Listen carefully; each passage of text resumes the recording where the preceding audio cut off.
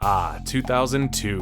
What a year for movies. Pierce Brosnan made his last appearance as James Bond in Die Another Day, Eminem became a breakout movie star in 8 Mile, Harry Potter and his friends were solving Hogwarts mysteries in the Chamber of Secrets, and 2 genre-defining films were about to be launched upon the world. The first being Sam Raimi's epic superhero film, Spider-Man. It was both a huge critical and box office success that would set the standard on how these types of movies would be made going forward. The second, and even more important, was 28 Days Later. Danny Boyle's post-apocalyptic film in which people are infected by rage was the pioneer for zombie films and caused a resurgence in the genre. This eerily realistic portrayal of a worldwide catastrophe is one of my favorite films, and something I've been returning to a lot lately. Let's look inside this horrific masterpiece in today's episode of Revisited.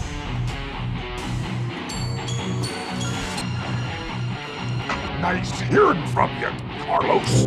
In June 2003, I remembered going to the theater excited to watch this horror film. It was something new, original, and incredibly scary. While watching, I kept thinking something was wrong with the projector because the picture quality was horrendous, even back in the early days of digital. After leaving the theater, I realized I had just seen something very special. The film takes place in Great Britain and begins in a lab where monkeys are being tested with a virus known as rage. A group of eco-terrorists break into the lab and unleash the monkeys. If any drop of the monkey's blood gets into your mouth or eyes, you immediately become infected. This virus causes zombie-like symptoms that make you want to drink blood from any human you come in contact with. The movie then jumps to 28 days after the monkeys escape. The virus spreads rapidly and becomes an epidemic, resulting in a societal collapse. We cut to our main protagonist, Jim, played by Cillian Murphy. He's a bicycle messenger who gets hit by a car and wakes up in the hospital, completely alone.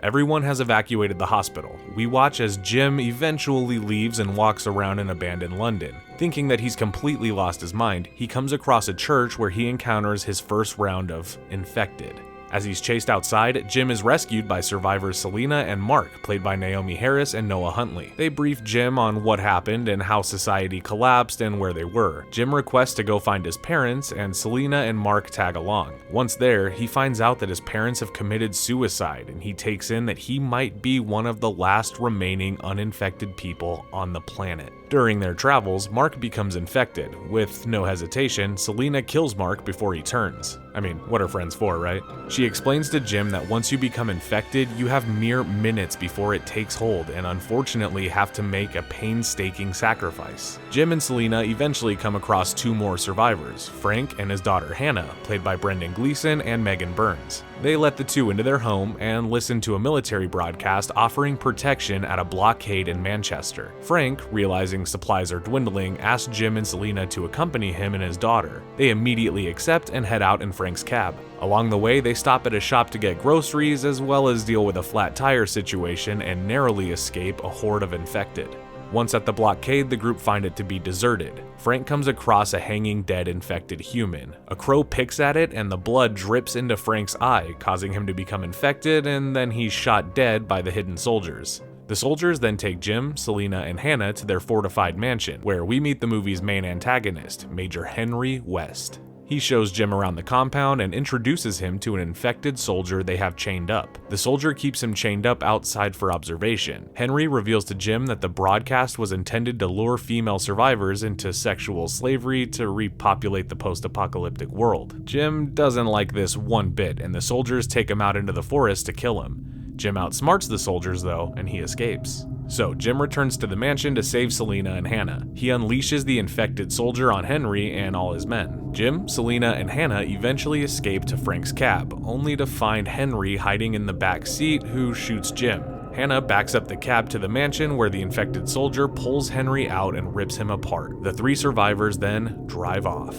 We cut to another 28 days later and Jim awakens from recovery. It's revealed that they're living in the countryside now and the infected are dying of starvation. A fighter jet flies over the cottage that the trio are staying at. As the film ends, they run outside with a huge cloth banner that says, "Hello," and watch optimistically as the jet spots them. There are so many horrifying scenes in this movie, and a few have truly stuck with me. The biggest and most well-known is when Jim walks around the abandoned sections of London, including Westminster Bridge, Piccadilly Circus, Horse Guards Parade, and Oxford Street. Danny Boyle and crew filmed this movie in 2001 and were able to close off sections of these streets for minutes at a time. It typically took place on Sundays and would take place around 45 minutes after dawn to get these shots. Another abandoned scene was filmed at the M1 motorway. They were able to film Frank's cab driving, devoid of traffic, for very limited time periods. A mobile police roadblock was able to slow traffic sufficiently to leave a long section of the highway empty so scenes could be filmed. Using 10 different cameras, the crew managed to capture a total of 1 minute of usable footage. Danny Boyle has stated that much of the filming for this film took place before the September 11th attacks. He's gone on record saying that it's highly likely that they wouldn't have been able to close off Whitehall to film after the terrorist attacks that happened in New York and Washington. Although, if you watch the DVD special features, you'll see that filming was still taking place around October of that year. The scariest scene to me is when the group gets stuck in the tunnel. Frank tries to jump his cab over a blockade of cars to proceed to the M1 motorway. After his car lands, he gets a flat tire and the group gets out to change it. They see rats run under them, and in the distance you witness a horrifying sight. There are tons of shadows of infected running up to them.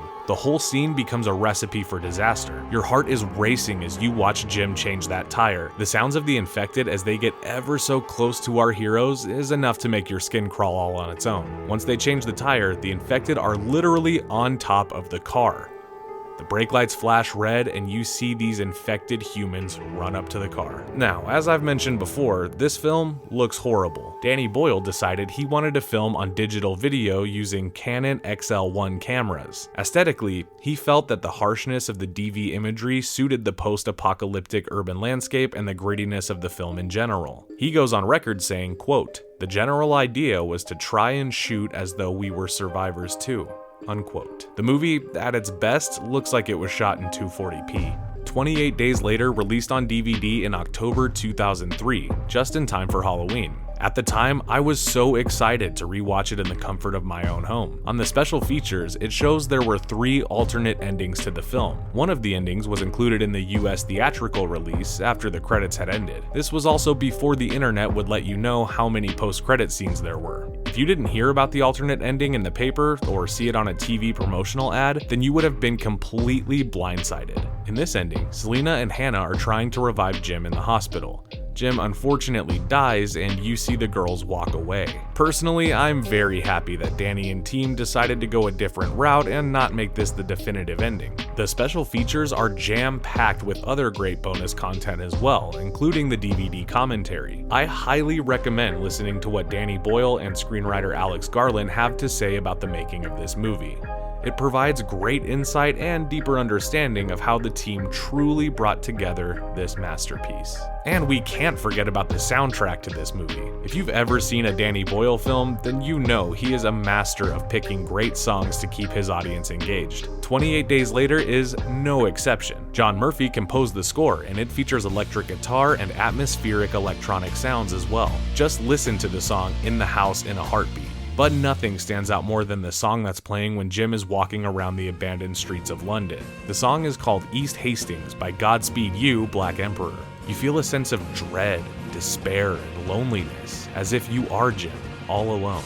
It's truly fantastic, and it's my favorite song from the soundtrack. The only scene that evokes any joy from this heart-racing film is when the group is in the grocery store grabbing some food. That also plays the only happy song in the entire movie, AM 180 by Grandaddy. It's a poppy, electronic blast of happiness that makes you wish the film's tone wouldn't detract from this scene. And finally, as the credits roll, we are treated to a haunting but pleasant song, Season Song by Blue States. It gives an undecided stance as the movie ends, making the audience question whether everything turned out alright for our survivors. I stated in the beginning of this video that this movie came out in 2002. Well, in 2002 it was released in the United Kingdom, but because of its universal praise, it landed a wide release in the United States on June 27th, 2003. In 2007, a sequel was made entitled 28 Weeks Later, which takes place 6 months after the first movie. It's a worthy sequel that dives further into the world of this film series and of course asks more questions, but that's a story for another time. There's even a graphic novel series based based on the franchise that further expands the story.